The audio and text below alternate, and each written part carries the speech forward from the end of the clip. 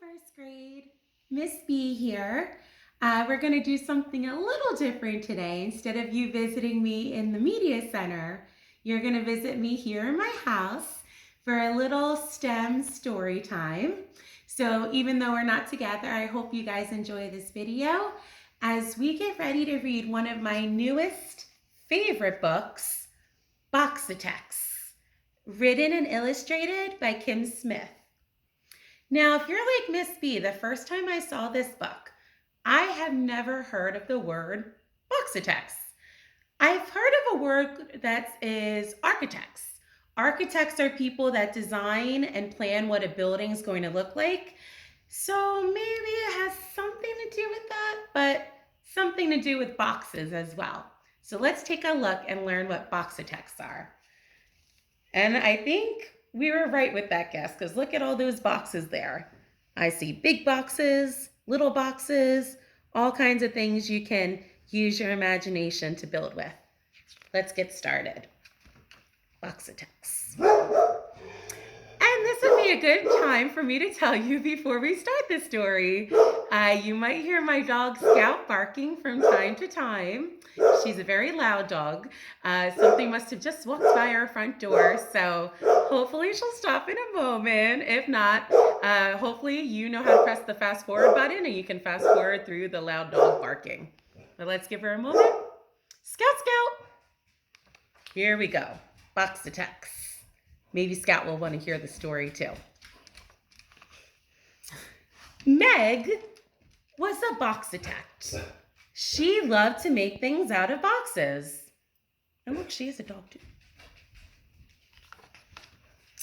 She loved making tiny houses, tall towers, and twisty tunnels. And she made marvelous things no one had ever seen before.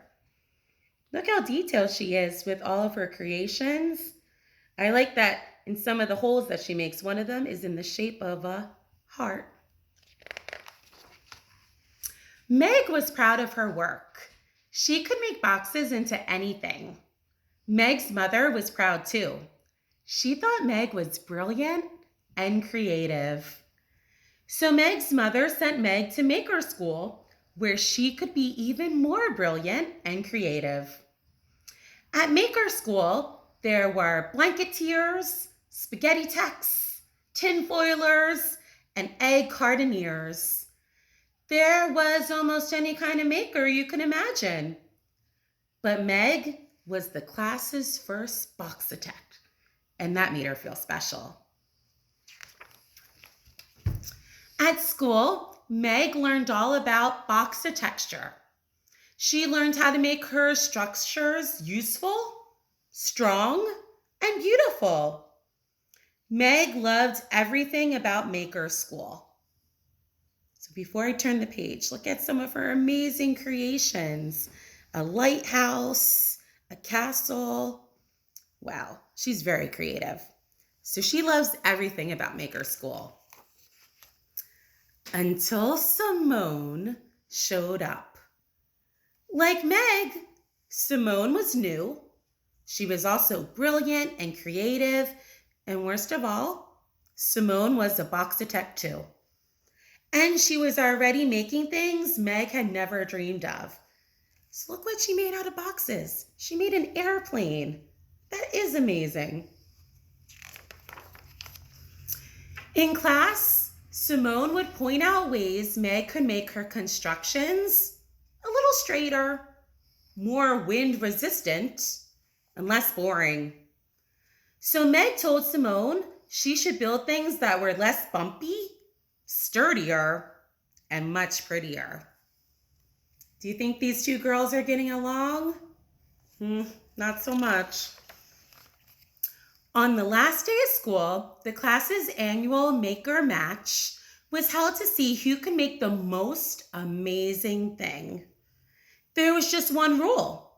You had to work as a team. But Meg didn't want to work with anyone, and neither did Simone. The blanketeers built with blankets and pillows. The spaghetti-techs built with pasta and glue. The Bakeologists built with cake and frosting, but the Boxitects were not building at all. They were arguing. I want to make a tree house, Meg said. No, I want to make a ship, Simone insisted. Meg drew a line down the middle of a very large box. I'll take this half. You can have the other. Fine, said Simone. Soon Meg noticed that her treehouse wasn't as large as Simone's ship, so she made her side taller and more impressive. And when Simone noticed that Meg's treehouse was taller than her ship, she made her side higher and more extraordinary. So they keep trying to make their side better than the other girls, and I think I have a feeling where this is going. Slowly, Meg and Simone's creation grew bigger and bigger. They both built and built until there wasn't a single box left. And at last, they finished. What is it? Asked a classmate. I've never seen anything like it, said another. The teacher said, it looks like it might. What do you think? Uh-oh.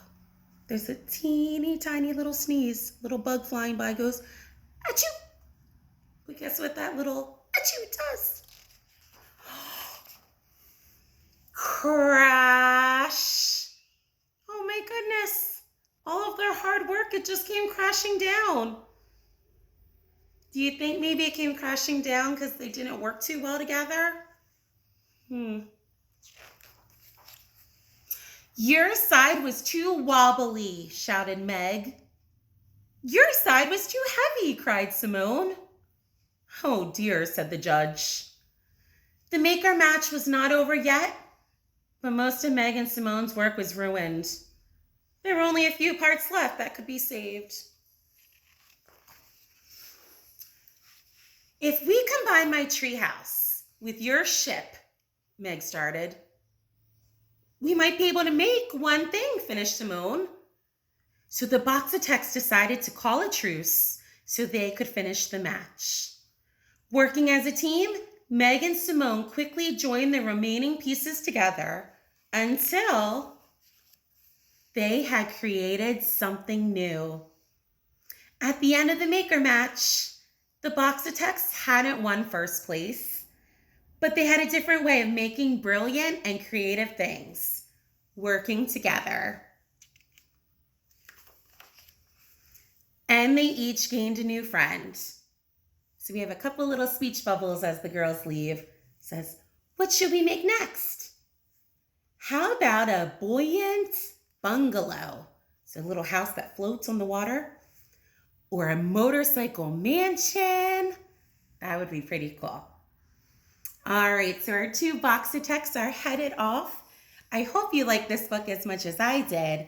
And I hope it also showed you how important it is when you're working with other students that you try to listen to one another's ideas and you talk respectfully to each other.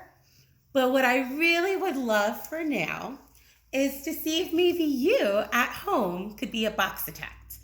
I bet if you looked around or you asked a grown-up, they would probably be able to find a cardboard box for you to try and make something out of.